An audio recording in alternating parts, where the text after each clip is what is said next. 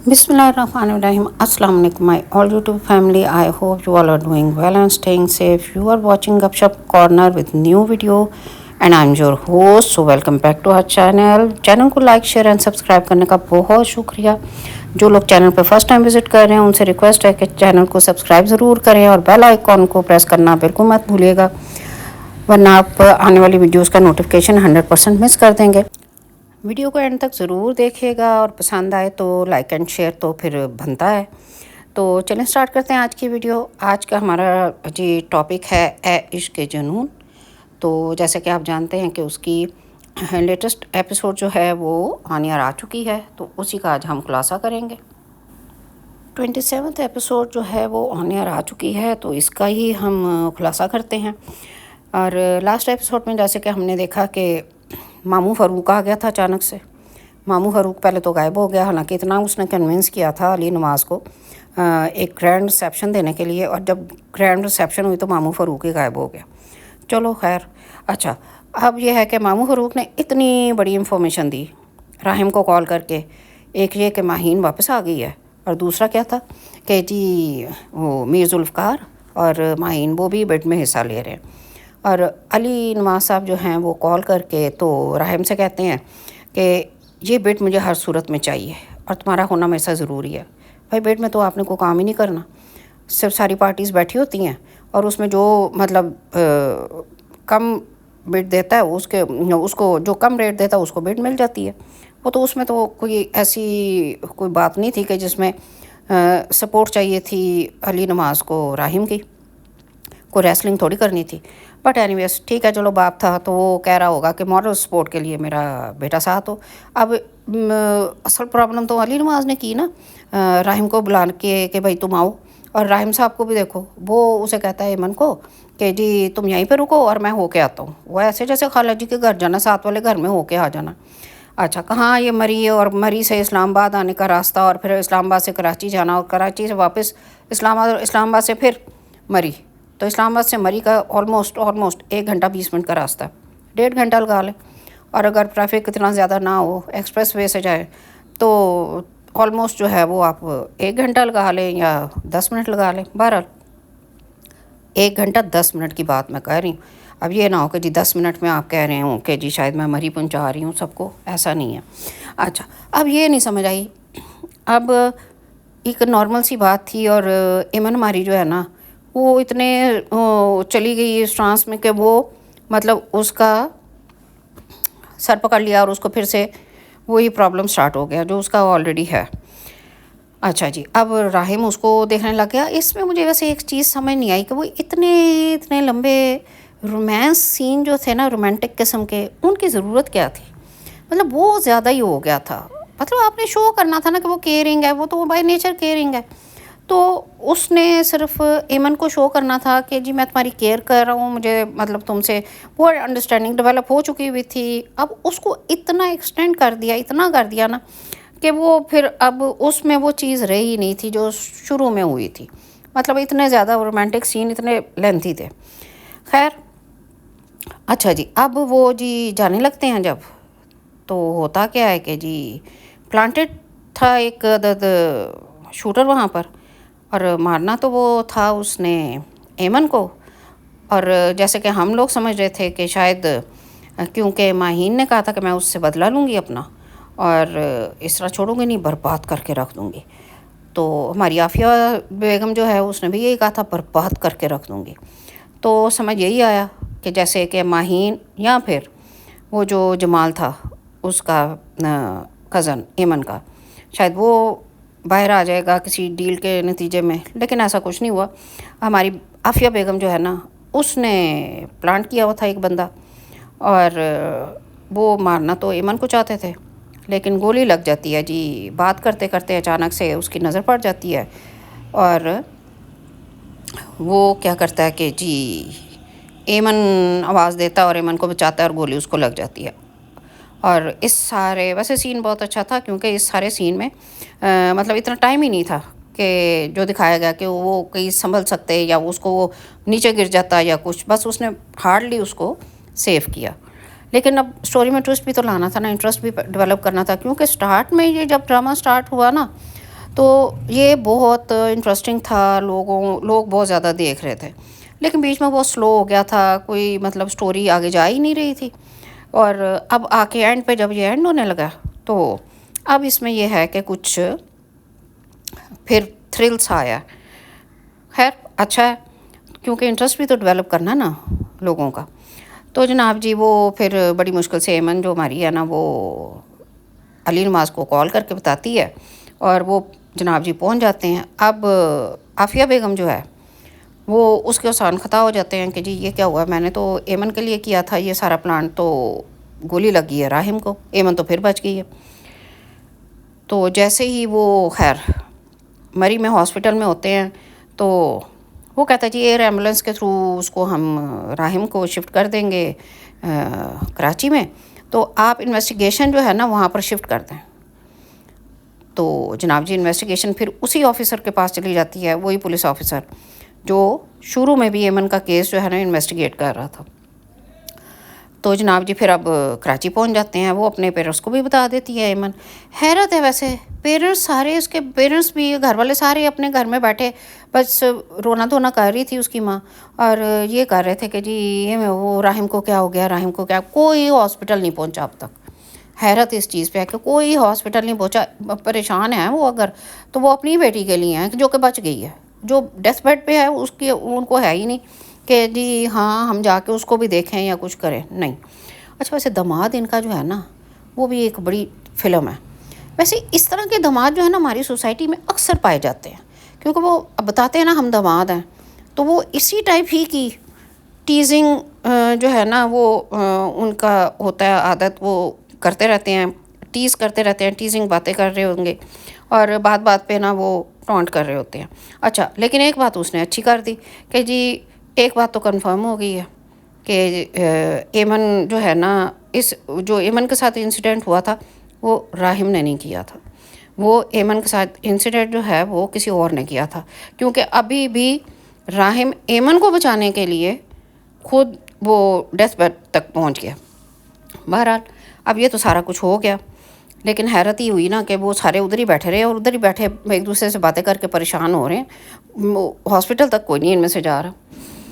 اچھا یہ جو ماموں فاروق ہے نا، اس کی بھی کوئی گرے سی پرسنالٹی نظر آتی ہے، کیونکہ یہ بظاہر تو بہت اچھا بنا ہوا تھا اور ابھی بھی ہے، مطلب جو یہ شو کر رہا ہے، لیکن یہ جو سین ہے اس کی سمجھ نہیں آ رہی کہ اس سین کا مقصد کیا تھا. اور پیچھے میوزک بھی جو چل رہا ہے وہ ایسے چل رہا ہے جیسے پتہ نہیں کوئی کتنی تھرل قسم کی مووی ہے، اور یہاں جیمس بانڈ آ رہا ہے کہیں، اور کوئی اٹیک یہاں پھر ہونے والا ہے، کچھ اس ٹائپ کا میوزک بھی پیچھے بیک گراؤنڈ میں جو چل رہا ہے وہ ہے.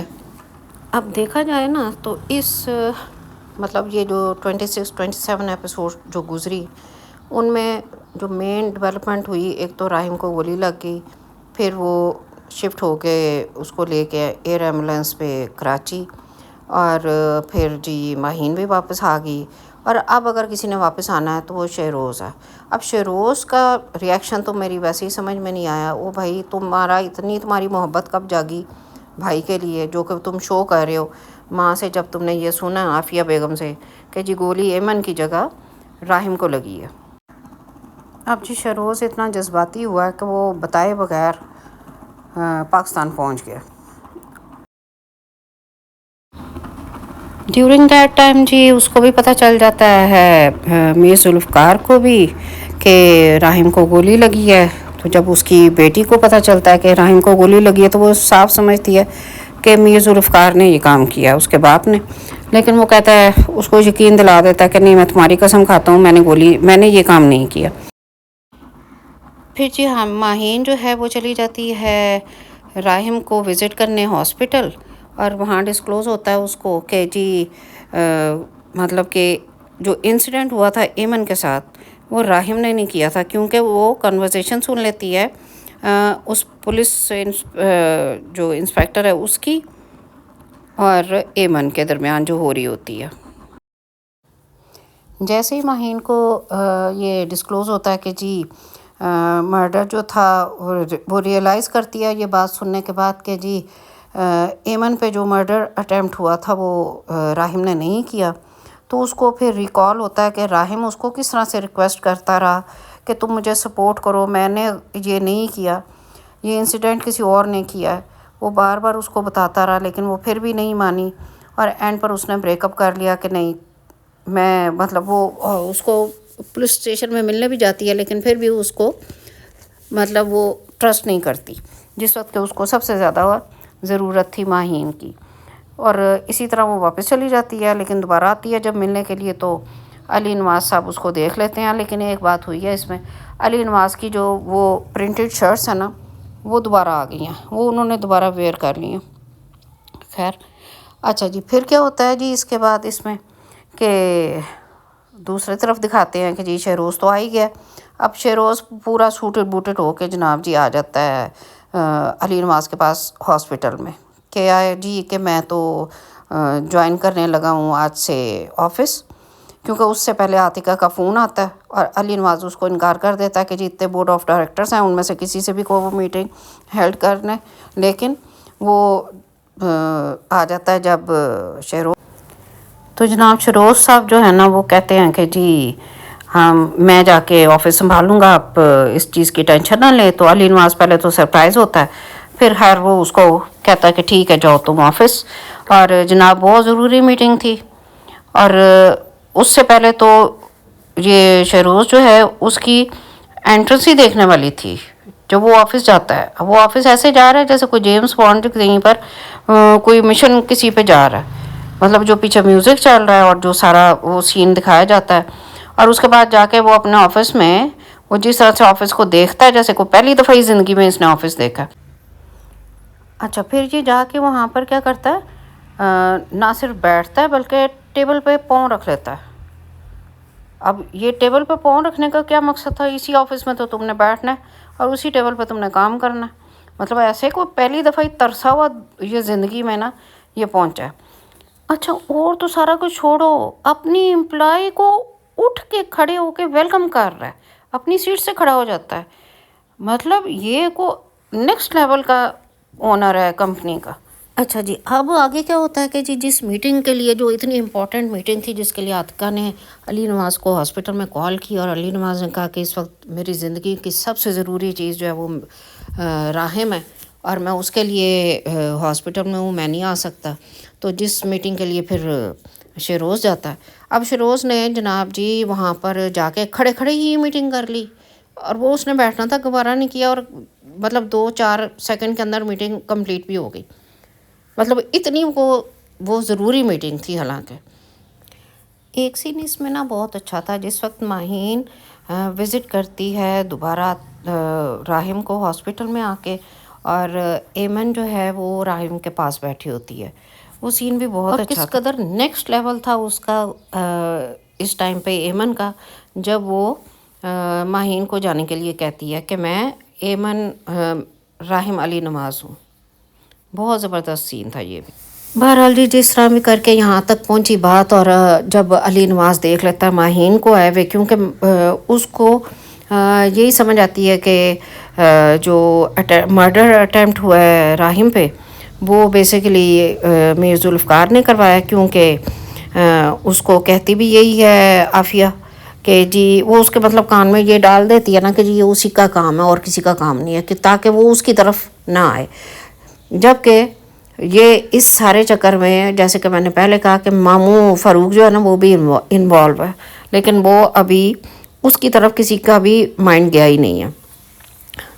لیکن یہ ہے کہ وہ سیکیورٹی وغیرہ لے لیتا ہے کہ جی راحم کے روم کے باہر سیکیورٹی ہونی چاہیے، کوئی بھی انریلیونٹ بندہ یہاں پر نہ آئے، اور پھر وہ اپنی بہو جو ہے ایمن اس کے ساتھ بات کرتا ہے، اور اس کو کہتا ہے کہ جی میں سمجھتا تھا کہ میں ہی صرف راحم کی کیئر کر سکتا ہوں، لیکن مجھے خوشی ہے کہ میرے علاوہ بھی کوئی اور ہے جو راحم کی اسی طرح ہی قدر کرے گا اور اس کی کیئر کرے گا جس طرح میں کرتا ہوں، کیونکہ کہیں نہ کہیں اس کی اس بات سے پتہ چلتا ہے کہ عافیہ جو ہے اس کو معلوم ہے کہ وہ اس کو اس طرح سے لائک نہیں کرتی، نہ ہی اس کے ساتھ سنسیئر ہے۔ تو بہرحال وہ کہتا ہے کہ جی مجھے جو ہے نا خوشی ہوگی کہ اگر تم جو ہو میرے مقابل کھڑی ہوگی تو میں اپنی ہار کو بھی ہار نہیں سمجھوں گا۔ یہ وہی بات ہوگی نا، کسی ٹائم پر پروین شاکر نے کہا تھا میں تو اس شرط پہ کھیلوں گی پیا پیار کی بازی، جیتوں تو تجھے پاؤں ہاروں تو پیا تیری. تو یہ وہی والا کچھ سین لگتا کہ یہ ساس یہ سوری سسر اور بہو کا، اور دونوں جو ہیں وہ ان کا سینٹر آف اٹینشن جو ہے وہ راحم ہے. لیکن یہ ہے کہ یہ سین بہت اچھا تھا، اور یہ مطلب بڑا پاورفل سین تھا، ڈائلاگ بھی بہت اچھے تھے. اور جو ایمن پھر بتاتی ہے کہ جی میں نے یہ سارا کچھ سیکھا کس سے، اور مطلب یہ سارا کہنا کہ جی میں تم سے پیار کرتا ہوں یا میں تمہارے لیے جان دے سکتا ہوں، تو یہ مطلب اس نے راحم نے کر کے دکھایا. تو اس لیے میرے اندر بھی یہ چیز پیدا ہوئی کہ میں بھی راحم کے لیے وہ سب کچھ کروں جو وہ میرے لیے کرنا چاہتا تھا. ڈرامے میں نا ایک بڑا فنی سا بھی سین تھا، کیونکہ مجھے میری طرح آپ سب کو بھی پتہ ہے کہ ہر انسان میں ایک ہی برین ہوتا ہے، لیکن ہمیں عافیہ بیگم کی وجہ سے پتہ چلا کہ شروز جو ہے نا اس میں ایک برین نہیں ہے، اس میں برینز ہیں. شروز کو اتنی فکر ہے اپنے بھائی کی، اس راحم کی، کہ اس کے لیے وہ باہر سے آ گیا واپس، اور جناب اس کے باوجود اتنی فکر میں. کچھ لوگوں کو ہوتا ہے نا بھوک زیادہ لگ جاتی ہے، پر ٹینشن میں ہوتے ہیں نا جس وقت، تو ان کو زیادہ وہ کھانا شروع کر دیتے ہیں. تو اسی طرح اس کے کیلے ہی ختم نہیں ہو رہے، اتنے کیلے کھا رہا. بہرحال جی یہاں پر آ کے تو یہ ڈرامہ جو ہے یہ ایپیسوڈ ختم ہو گئی، اور اس کے بعد جو ٹیزر ہے اس کے اوپر اب بات کر لیتے ہیں. اینی ویز جی، اب جیسے علی نواز نے ایمن سے کہا کہ تم اب گھر جاؤ کیونکہ تم اتنے دنوں سے تھک گئی ہو، تو وہ گھر جائے گی. اور جو ٹیزر میں دکھایا گیا کہ وہاں پر اس نے دیکھ لینا ہے شہروز کو، جس کو کہ اوائڈ کر رہی تھی عافیہ کہ وہ اس کو دیکھ نہ سکے، کیونکہ جیسے وہ اس کو دیکھے گی تو اس سے ایمن کو ریکال ہونا شروع ہو جائے گا، سب کچھ یاد آنا شروع ہو جائے گا. تو وہی کام ہوگا کہ جیسے ہی یہ جو ہے ایمن دیکھے گی شروز کو، تو اس کو وہ ساری چیزیں یاد آنی شروع ہو جائیں گی کہ اس انسیڈنٹ میں ہوا کیا تھا. اور دوسری طرف اب شروز چونکہ بہت زیادہ سمارٹ ہے، تو وہ جو ہے نا اپنی سمارٹنس شو کرے گا جا کے میر ذوالفقار کے پاس، اور اس کے ساتھ اپنے بھائی جس کی کہ اس کو اتنی زیادہ فکر ہے اور اس کے لیے وہ باہر سے آ گیا ہے، اس کو جا کے وہاں پر برا بنائے گا. جبکہ میر ذوالفقار جو ہے وہ اسے کہے گا کہ نہیں، غلطی ہم سے ہوئی ہے کہ ہم نے راحم کو پہچاننے میں غلطی کی، راحم اس طرح کا نہیں ہے. وہاں سے بھی وہ مطلب ایک قسم کی اس کو بھی چپیڑ پڑنی ہے نا وہاں سے. تو پھر یہ ہے کہ اب ظاہر ہے کہ یہ ڈرامہ اب اپنے اینڈ کی طرف جا رہا ہے. تو اب چیزوں کو جو نا کنکلوڈ کرنا شروع کر رہے ہیں، سٹوریز کو جو اتنی پھیلی ہوئی ہے، سب کیریکٹرز کو بھی مطلب اوپن کر رہے ہیں کہ کس کا کیا رول ہے انفیکٹ، اور اسی طرح سے چلتے جائیں گے. تو چلیں ٹھیک ہے، یہی میرا آج کا ریویو بھی تھا اور اس کا خلاصہ بھی کرنا تھا. اور اگر باقی میرا اوپینین اپنا ہے، آپ اپنا اوپینین رکھ سکتے ہیں، 100% آپ کو رائٹ ہے، آپ ڈس ایگری کر سکتے ہیں میری باتوں سے. تو باقی ٹھیک ہے، چلے ملتے ہیں پھر نیکسٹ ویڈیو میں کسی نیکسٹ ٹاپک کے ساتھ. تب تک اپنا خیال رکھیے گا، مجھے دعاؤں میں یاد رکھیے گا. ٹل دین ٹیک کیئر اینڈ اللہ حافظ.